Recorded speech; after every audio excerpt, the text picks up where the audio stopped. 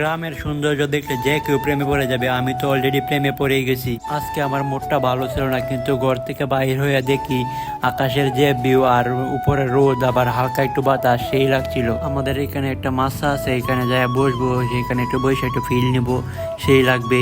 তো আপনারা দেখতে থাকুন ভিডিওটা। আস্তে আস্তে আমি হাঁটতে হাঁটতে আর ওয়েদারের ভিডিও করতে করতে আমি মাছার কাছাকাছি চলে আসছি। তো এই যে এই মাছাটার কথা বলছিলাম, আর এই মাছাতে আমি বসে রয়েছি আর খুব ভালোই লাগতেছে। তো আমি একটু শুয়ে ঘুরে মরে শুয়ে থাকবাম, একটু আরাম শুয়ে থাকবাম, ঘুমাই আমি একটু ঘুরতে আর ওয়েদারের ভিডিও করবাম। আজকে আমার মুডটা একদমই ভালো ছিল না, কিন্তু এখানে আইসা আমার মুডটা একদম ভালো হয়ে গেছে।